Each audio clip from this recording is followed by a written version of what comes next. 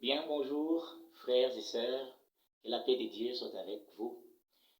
Nous disons merci pour votre présence dans notre tranche, car cela nous prouve que vous êtes en train de prendre au sérieux ce que nous sommes en train de faire comme l'œuvre de Dieu. Alors, euh, continuez toujours à nous tolérer. Vous-même, vous savez ce que veut dire le début avec tout ce qui va avec. L'autre fois, dans les commentaires, j'avais lu un frère. Il m'avait suggéré de chercher un endroit qui pourrait être calme et regarder le cadre. Alors, c'est ainsi que quand même sur le côté du euh, sonorifique, et le côté sonorifique, alors je me suis vraiment battu afin que quand même nous puissions passer notre petite séance d'études dans le calme.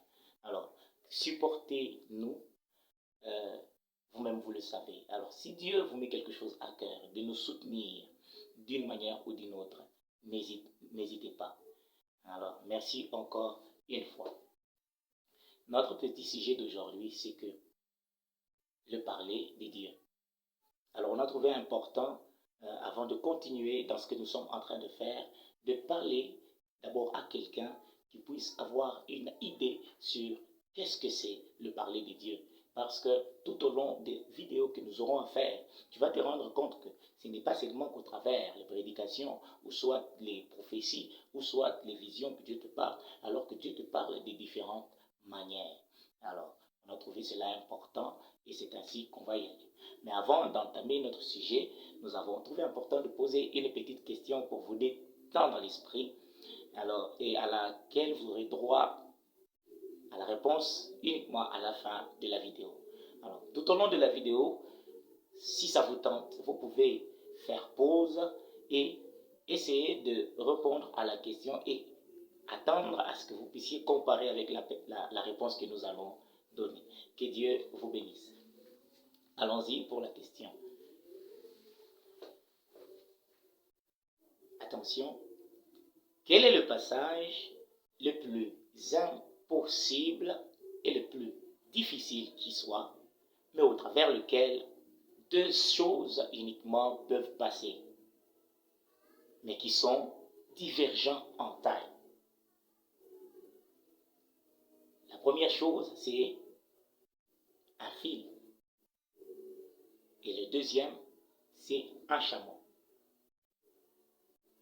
Allez-y, le manège, mettez-vous en exercice, essayez de réfléchir et donnez-nous la réponse. Et ainsi, vous allez essayer de comparer ce que nous allons donner à la fin de la vidéo. Que Dieu vous bénisse. Alors, nous allons entamer notre sujet, le parler des dieux. Ce n'est pas grand, mais nous voulons juste donner avec certaines précisions et aussi vous faire voir quelque chose. Le parler des dieux. Le parler des dieux, c'est quoi? Quand on essaie un peu de voir par la définition, le mot parler, c'est que c'est essayer de donner ses pensées ou de les faire communiquer par un langage quelconque ou par ou je peux soit te dire c'est l'agencement de mots. Tu vois, le parler c'est exprimer ses pensées en agençant les mots, en articulant les mots. Comprenez? Alors si on, par cette définition, on essaie un peu de voir le parler de Dieu, est-ce que Dieu nous parle par le mot Dieu, Dieu, Dieu, Dieu, Dieu? Ça, c'était juste une petite définition pour vous fixer. Alors, nous allons essayer d'entrer dans le vif du sujet. Alors, prenons Job 33, verset 13. Dieu nous dit Job 33, verset 13. Dans Job, on nous dit Dieu parle tantôt d'une manière, tantôt d'une autre. Mais c'est nous qui ne tirons pas attention.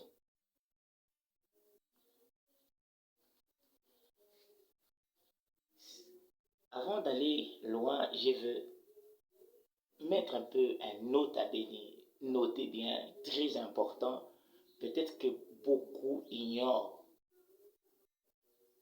La Bible nous dit, la foi vient de ce qu'on entend, mais ce qu'on entend vient de la parole des dieux. N'as-tu jamais pensé en réalité que par cette phrase, d'emblée quand vous lisez, ça vous tente vite de croire que c'est uniquement ça la vérité? Mais bien sûr, c'est ce que la Bible voudrait, c'est ce que Dieu voudrait que nous puissions prendre cela de cette manière. Mais dans la réalité, notre foi ne vient pas seulement de la parole de Dieu. Quand on parle de la foi, c'est de la confiance qu'on met dans quelque chose. Par ça, j'allais juste le nota bene. Mon nota bene, c'est que le diable, le monde des esprits négatifs, nous parle aussi de la même manière que le monde des esprits positifs, où Dieu nous parle de la même manière que le diable nous parle. Même si vous essayez de renverser, vous trouverez que c'est la même chose. Le diable nous parle de la même manière que Dieu nous parle. Ah, ça vous étonne. Vous allez vous le rendre compte petit à petit dans la parole. Alors, avant d'y aller, je vais vous faire réfléchir les manières au travers lesquelles Dieu parle. Vous savez bien que Dieu parle de 1000 manières. Dieu parle, oui, de 1000 manières.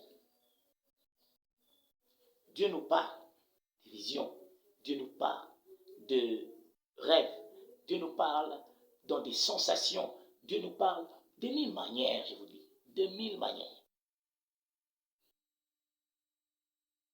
Soulignez, je vous ai dit que Dieu, ou le diable plutôt, nous parlait aussi de la même manière que Dieu nous parle. Le diable nous parle par de songes, le diable nous parle par de notre sentiment, le diable nous parle par de rêves, le diable nous parle par de prophéties. N'oubliez pas, notre sujet, c'est le parler de Dieu. Donc, quand on prend ceci comme sujet, c'est que notre souci, c'est de n'écouter que Dieu. C'est ça ton souci, n'est-ce pas? Tout ce que nous voulons écouter, c'est Dieu.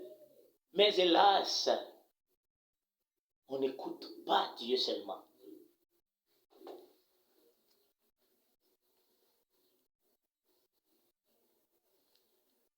La communication avec Dieu, je voudrais un peu l'imager par une certaine communication que beaucoup connaissent bien. Vous connaissez bien les talkie-walkie, donc c'est la radio. C'est, pour ceux qui ne connaissent pas, qui ne sont pas dans la sécurité ou autre, c'est comme un téléphone. C'est un téléphone, mais on communique, vous pouvez communiquer avec un groupe de 5 ou au-delà, ça peut aller au-delà, ça peut être 2 ou 5 ou même 1000 personnes. Mais quand vous parlez dans ces réseaux-là de ces téléphones qu'on appelle radio, donc toutes les personnes qui sont dans la même fréquence vous entendent. Alors, imaginez sur 1000 personnes, mais vous voulez adresser la communication à une personne ou à un groupe de personnes. Donc, ça veut dire soit 2 ou... Donc, tu as un message pour quelqu'un. C'est ainsi pour ceux qui sont dans la sécurité. Chaque réseau de communication a sa liste de codes, une liste de codes de communication. Même dans des films, vous avez déjà suivi, il y a, quand les gens parlent, si c'est, allô, 0, 400 et tout, mais je ne m'y connais pas, mais quand même, vous vous retrouvez. C'est ainsi. Alors, pourquoi ces codes? Pourquoi ces codes? C'est pour que, quand la personne qui connaît le code, moi je connais le code, je veux communiquer avec la personne aussi qui connaît le code, là, il peut me recevoir, il peut me capter facilement, m'écouter et comprendre ce que je veux dire. Mais alors, celui qui n'était pas destiné à écouter ne peut pas m'écouter. La communication au travers la radio, les talkie-walkie. Ça, c'est un très bel exemple. Alors, pourquoi est-ce que je l'ai donné? C'est pour que vous puissiez comprendre maintenant l'importance, oui, la valeur même de ce que nous appelons la parole de Dieu, la Bible même. Je vous ai bien dit, je vous rappelle encore que le diable nous parle de la même manière que Dieu. Avant qu'on continue encore, je vais vous donner un petit exemple. Bon, c'est un peu rigolo parce que je n'ai pas de précision, mais nous tous presque nous avons euh, cette connaissance. Excusez-moi, mais je me tais du nom.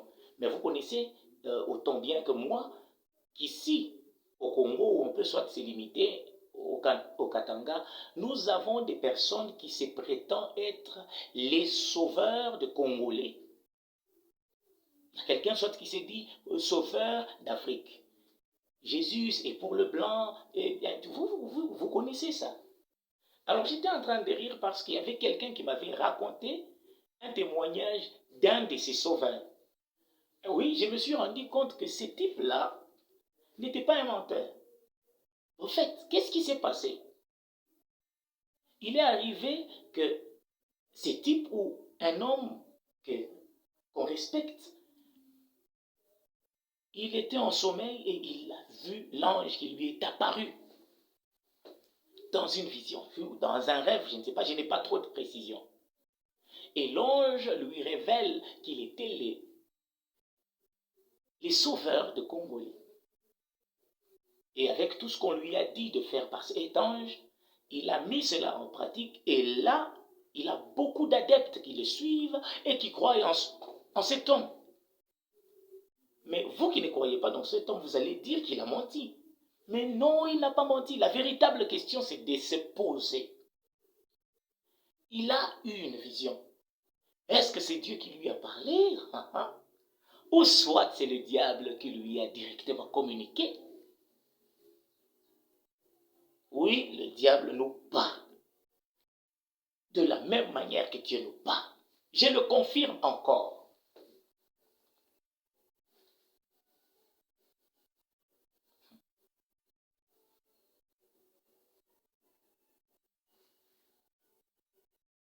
La communication à la radio. Maintenant, si le diable nous parle de la même manière que Dieu nous parle, comment alors savoir que ça c'est Dieu qui me parle? Comment se fixer sur le message que Dieu te donne? Voilà la question qu'on devrait se poser. Je vous dis, c'est la vérité. Le diable nous parle de la même manière que Dieu nous parle. Mais comment différencier le parler de Dieu au parler du diable?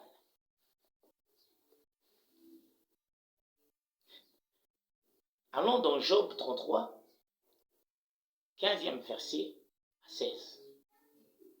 Si la Bible est en train de nous dire,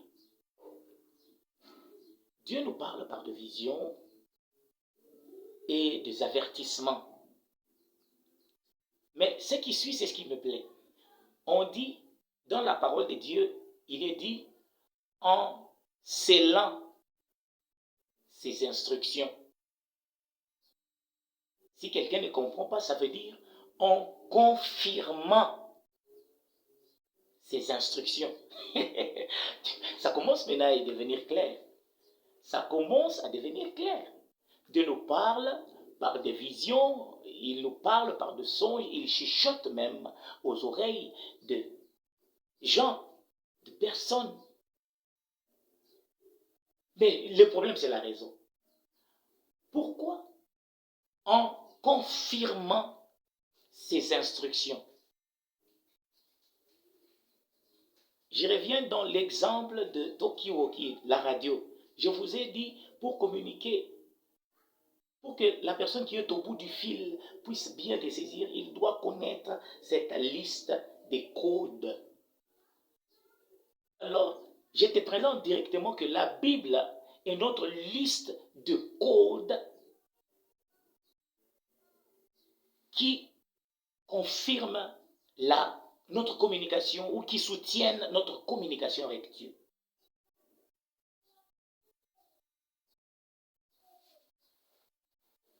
Alors,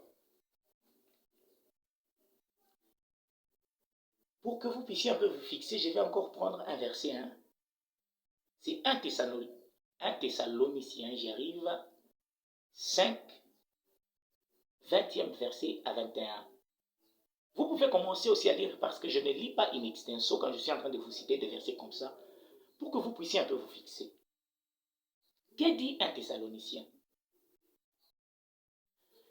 1 Thessalonicien nous dit, ne méprisez pas les prophéties, mais examinez-les.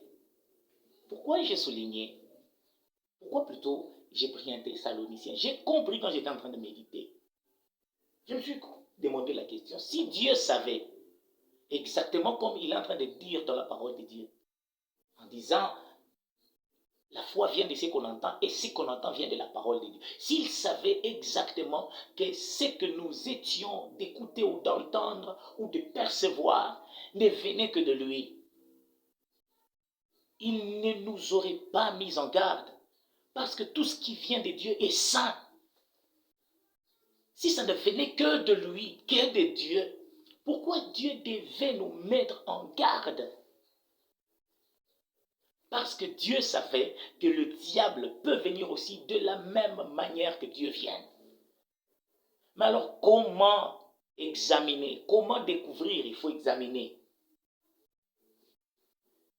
Quelqu'un te parle en prophétie. Tu dois examiner.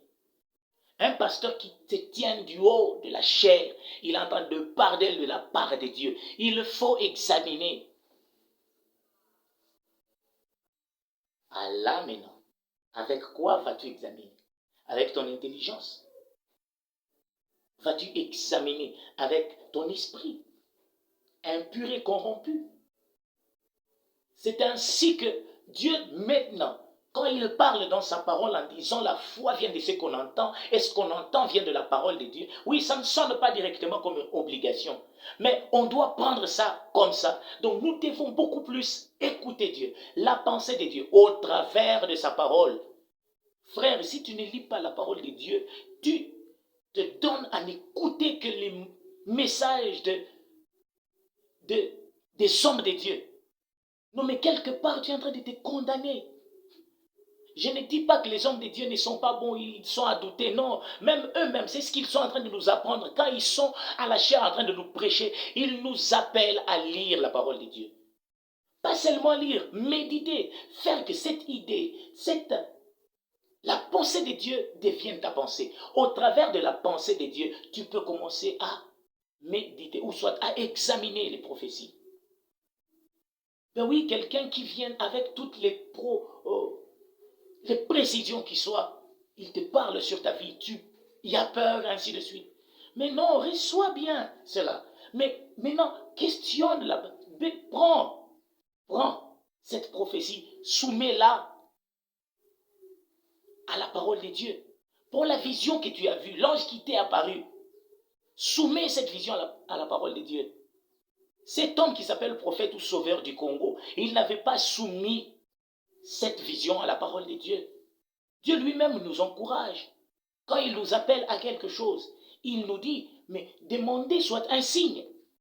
Pourquoi Dieu nous demanderait-il de demander un signe?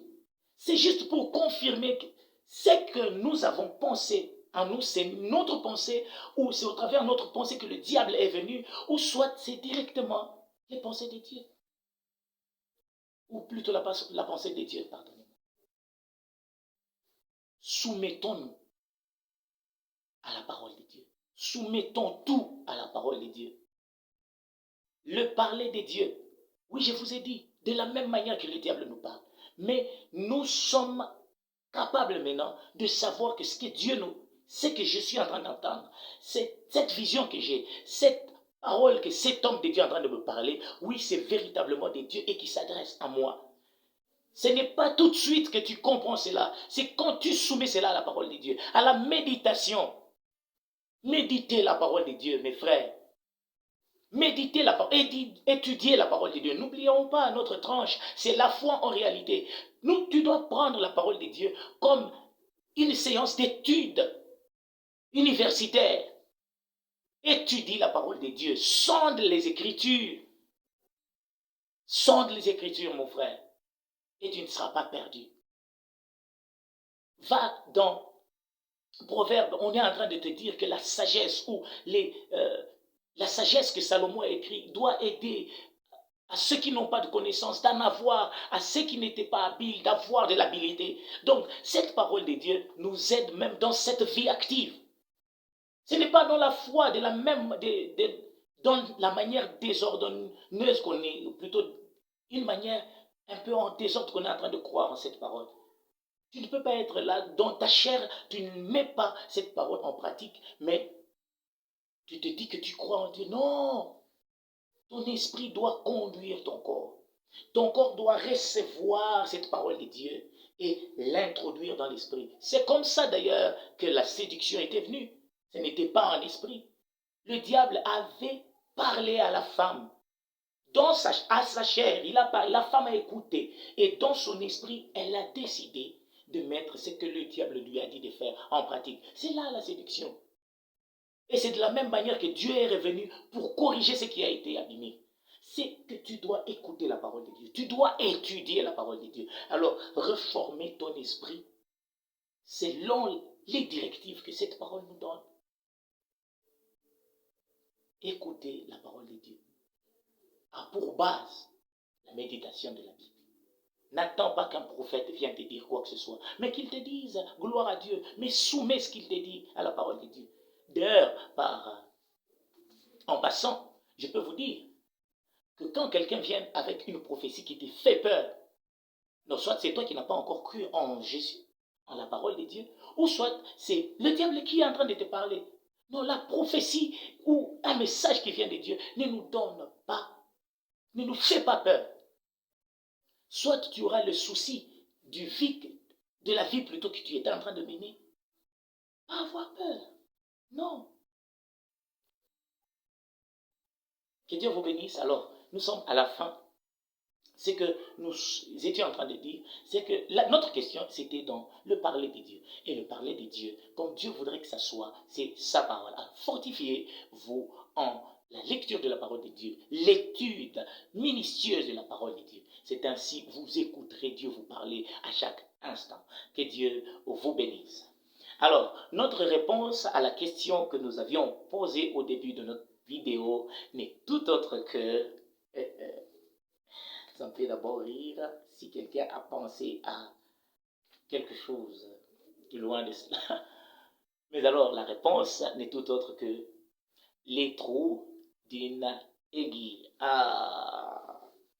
Tu t'es trompé ou tu as réussi? Si tu as réussi, gloire à Dieu. Et c'est là que vous allez le trouver dans Luc, je crois, Matthieu et Marc. C'est quand Jésus était en train de parler, de leur faire voir quelle était la difficulté à un riche d'hériter le royaume des cieux. C'est ainsi qu'il avait utilisé cette image en démontrant réellement la difficulté. Parce que pour Christ, le chameau, tu vois, son comportement, la manière dont il se comporte face à son maître, alors cette humilité et tout, c'est ce qui va faire à ce qu'il puisse entrer.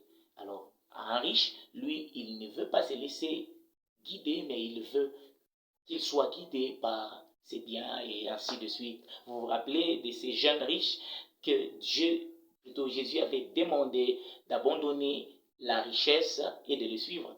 Tu vois, il n'avait pas refusé de suivre Jésus. Plutôt, il aimait Jésus. Mais la seule chose qui pesait sur lui, c'est parce qu'il ne voulait pas donner les choses qu'il avait gagnées.